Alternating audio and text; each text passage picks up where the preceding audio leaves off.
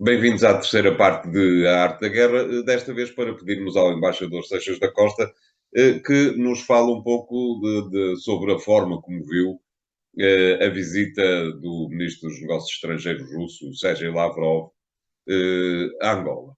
Lavrov, a Rússia, e Lavrov, naturalmente, como Ministro dos Negócios Estrangeiros, vive neste momento numa situação difícil relativamente ao apoio internacional.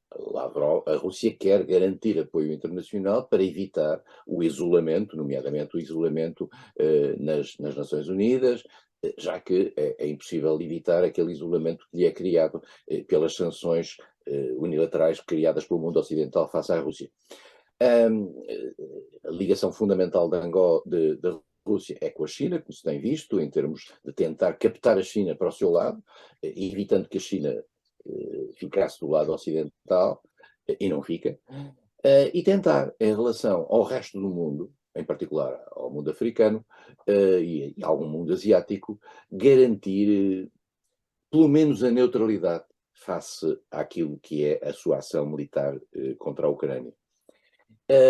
E o que é que nós vimos nas Nações Unidas ao longo destes tempos? Nós vimos a Rússia, vimos muito poucos países serem favoráveis à Rússia. Era a Eritreia, era uma coisa como Nicarágua, nem Cuba a certa altura esteve, mas vimos uma montanha de países absterem-se nessa resolução. E é um equívoco que o mundo ocidental tem, é que quando vê a Rússia com poucos parceiros nessas resoluções, fica com a ideia que a Rússia está completamente isolada. Eu gostava de lembrar que há poucos meses os Estados Unidos ficaram então quase completamente isolados numa resolução relativamente ao bloqueio a Cuba, que até Portugal votou contra os Estados Unidos. E, portanto, nós temos que olhar para quem fica na neutralidade, isto é, para quem se abstém.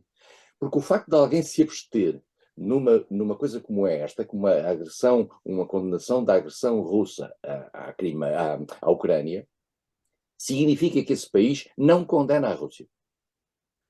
E estamos a falar de países que representam 2/3 da população mundial.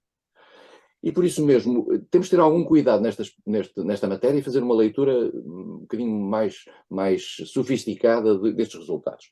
Ora bem, Angola, convém dizê-lo, Angola no início absteve-se e na última resolução das Nações Unidas colocou-se ao lado dos países ocidentais. Aí sim mudou de campo.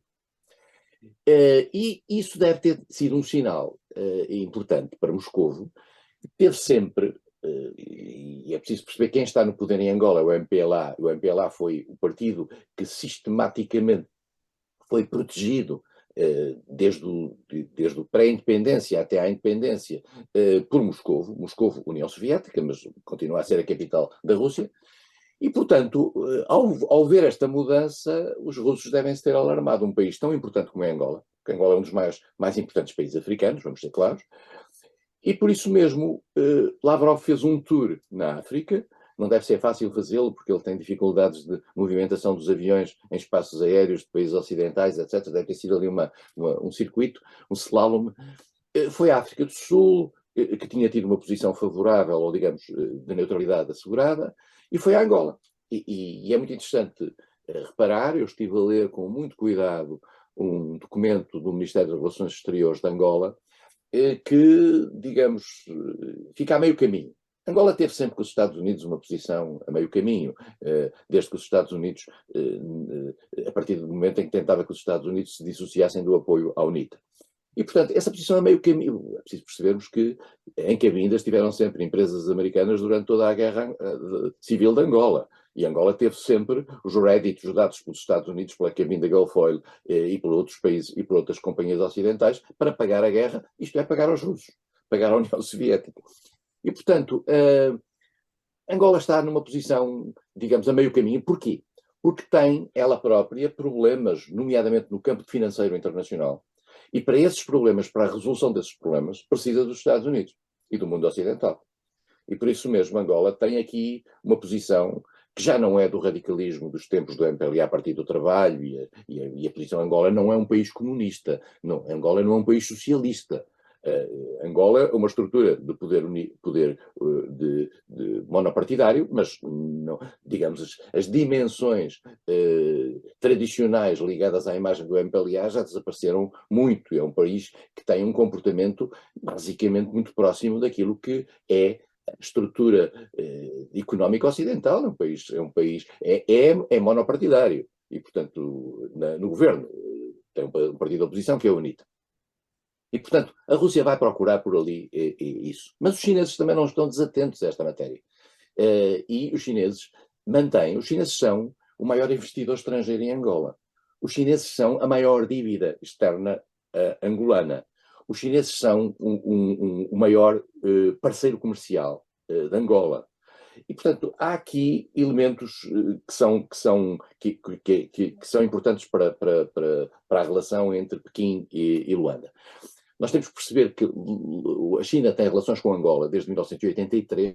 Eu estava lá, precisamente, na embaixada nessa altura. E o que é essa mudança? Essa mudança é, pura e simplesmente, que durante muitos anos a China apostou na UNITA e a União Soviética apostava no MPLA.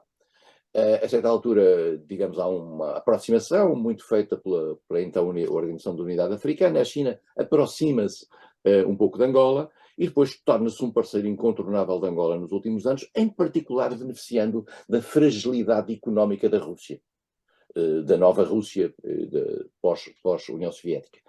E por isso mesmo a China tornou-se esse parceiro fundamental e hoje há construção civil, há imensas coisas feitas pelos chineses em Angola e com um investimento bastante substancial. E, portanto, Angola joga aqui nestes dois carrinhos e num terceiro carrinho com os Estados Unidos e num outro terceiro carrinho com os países europeus, com os quais também tem relações bastante importantes. Deve ser difícil e até é interessante observar aquilo que é a construção da nova política externa angolana num quadro pós-José Eduardo dos Santos, num quadro pós-Guerra Fria, num quadro de atenuação, enfim, das tensões com o mundo ocidental.